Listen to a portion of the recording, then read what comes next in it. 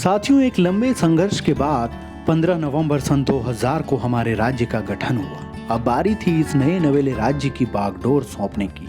उस वक्त केंद्र में अटल बिहारी वाजपेयी की सरकार थी।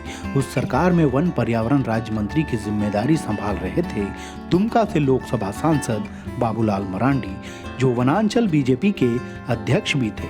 अब ये साफ हो गया कि उत्तर प्रदेश से अलग होकर उत्तराखंड, मध्य प्रदेश से अलग होकर छत्तीसगढ़ और बिहार से अलग होकर झारखंड राज्य बनाया जा रहा है। और झारखंड में बीजेपी की ही बहुमत है, तो पार्टी ने बाबूलाल मरांडी को झारखंड का पहला मुख्यमंत्री बनाने का फैसला कर लिया।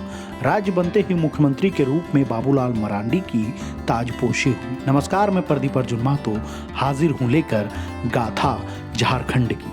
अब दक्षिणी बिहार के हिस्से को झारखंड के रूप में पहचान मिल चुकी थी और एक मुखिया के रूप में बाबूलाल राज्य को नए सांचे में ढालने के लिए कई नीतियां लेकर आ रहे थे, जिसमें रोजगार, स्वास्थ्य, शिक्षा समेत कई क्षेत्र शामिल थे। फिर आया साल 2002, जब झारखंड में बाबूलाल मरांडी राज्य की स्थानीयता को लेकर 1932 के खतियान पर आधारित डोमिसाइल नीति लागू की, तो इसके विरोध में खूब प्रदर्शन हुए।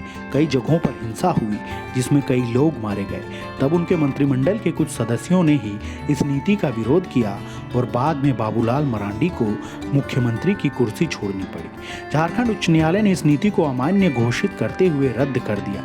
लेकिन जानिए आखिर क्या है 1932 का खतियान, जिस पर झारखंड में हमेशा से राजनीति होती रही। दरअसल झारखंड गठन के बाद से ही 1932 के खतियान का जिक्र होता रहा है। यहाँ के आदिवासी और मूलवासी हमेशा से कहते रहे हैं कि झारखंड में बाहर से आकर बसे लोगों ने यहाँ के स्थानीय बाशिंदों के अधिकारों का अतिक्रमण किया है, उनका शोषण किया है। लिहाजा यहाँ की स्थानीय नीति 1932 के खतियान के आधार पर बनाई जानी चाहिए। देश के हर राज्य में स्थानीय युवाओं को सरकारी नौकरी और अन्य क्षेत्रों में प्राथमिकता देने की मांग आज़ादी के बाद से ही जोर पकड़ती रही। लेकिन आपको 1932 खतियान को समझने के लिए थोड़ा इतिहास समझना होगा। आइए हम आपको इसके बारे में विस्तार से समझाने की कोशिश करते हैं। दरअसल बिरसा मुंडा के आंदोलन के बाद 1909 में छोटा नागपुर काश्तकारी अधिनियम यानी CNT एक्ट बना। इसी एक्ट में मुंडारी खूंट कट्टीदार का प्रावधान किया गया। इसी प्रावधान में यह व्यवस्था की गई जिसके जरिए आदिवासियों की जमीन को गैर आदिवासियों के हाथों में जाने से रोका गया। आज भी खतियान यहाँ के भूमि अधिकारों का मूल मंत्र या संविधान है। 1831-1832 के कोल विद्रोह के बाद विल्किंसन अधिनियम आया। कोल्हान की भूमि हो आदिवासियों के लिए सुरक्षित कर दी गई। यह व्यवस्था निर्धारित की गई कि कोल्हान का प्रशासनिक कामकाज हो मुंडा और मानकी के द्वारा कोल्हान के अधीक्षक करेंगे। इस इलाके में साल 1913 और 1918 के बीच भूमि सर्वेक्षण हुआ और इसी के बाद मुंडा और मानकी को खेवट में विशेष स्थान मिला। आदिवासियों को जंगल पर अधिकार इसी सर्वे के बाद दिया गया। कोल्हान क्षेत्र के लिए 1913 से 1918 के बीच काफी महत्वपूर्ण रहा है। इस दौरान लैंड सर्वे का कार्य किया गया और इसके बाद मुंडा और मानकी को खेवट में विशेष स्थान मिला। आदिवासियों का जंगल पर हक इसी सर्वे के बाद दिया गया। देश आजाद हुआ। 1950 में बिहार लैंड रिफॉर्म एक्ट आया। इसे लेकर आदिवासियों ने प्रदर्शन किया। साल 1954 में एक बार इसमें संशोधन किया गया और मुंडारी खूंट कट्टीदारी को इसमें छूट मिल गई। 1932 के खतियान को आधार बनाने का सीधा अर्थ है कि उस समय के लोगों का नाम ही खतियान में होगा, यानी 1932 के झारखंड वासियों के वंशज ही झारखंड के मूल निवासी माने जाएंगे। अब ये भी जानिए कि खतियान सर्वे क्या है, क्यों खतियान आधारित स्थानीय नीति लागू करने की मांग होती रही है। 1932 की खतियान आधारित स्थानीय नीति को समझने के पहले यह जानना जरूरी है कि झारखंड में सबसे पहले खतियान नियम कब लागू हुआ।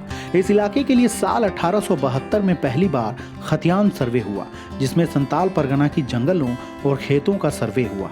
इसके बाद 1922 में GF गंटजर के जरिए संताल परगना का पहली बार संपूर्ण सर्वे हुआ। इसी का संशोधन 1932 में किया गया। बाद में इसका संशोधन 1934 और उसके बाद आखिरी बार 1936 में किया गया था। राज्य के कुछ जिलों में 1938, कुछ में 1995 में यह सर्वे पूरा हुआ।